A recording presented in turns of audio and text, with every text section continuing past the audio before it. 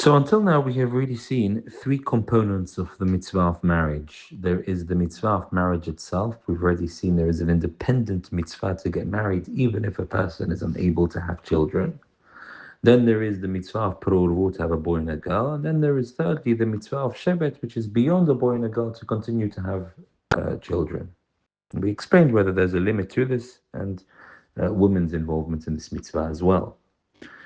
And before we get into the whole question of birth control, etc., just one point with regards to show us and how important this whole sugya and mitzvah is. The Gemara tells us very clearly that it's forbidden to sell a Sefer Torah for anything.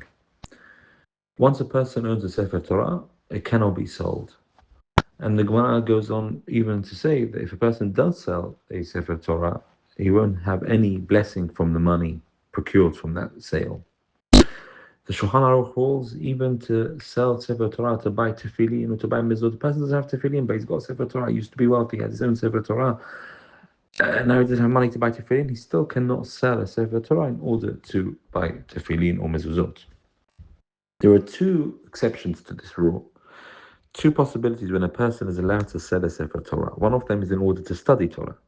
If one is selling a Sefer Torah to use the money to support himself studying Torah, to support other people studying Torah, then the Sefer Torah may be sold. The second exception, the only other exception, is in order to facilitate marriage. In order to facilitate marriage, the Gemara says a person is allowed to sell a Sefer Torah. There is a three-way mahloket in the Rishonim. What does this mean, to sell a Sefer Torah to facilitate marriage? The most stringent opinion is that one can only sell a Sefer Torah to help a man fulfill the mitzvah of prurvu. That means a person who hasn't had a boy and a girl offspring, you can sell a Sefer Torah for him to be able to get married. That's opinion number one. Opinion number two is that even if the person has fulfilled the mitzvah of prurvu, they want to get married to be able to have more children, then one can sell the Sefer Torah.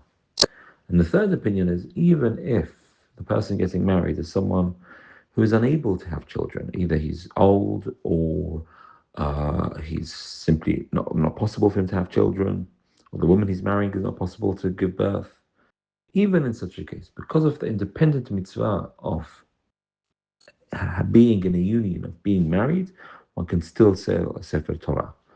The Shulchan Aruch brings two opinions of these three, and it's not entirely clear what the final halacha is, but the point is either ways. Many of the Ahronim do take on that one can sell in all circumstances to facilitate any marriage.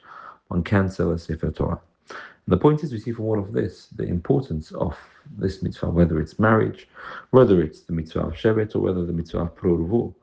We see that even a Sefer Torah can be sold in order to facilitate, because the whole purpose of Torah is to study it. There's no point having a Sefer Torah and not studying it, so therefore you can sell it to study, and also to bring people into the world to observe the Torah. Therefore one is allowed to sell a Sefer Torah for these things. And by the way, this even applies to, many Achronim say, even applies to marrying off a woman, which ties in what we discussed yesterday, that there is some kind of a mitzvah for a woman to get married.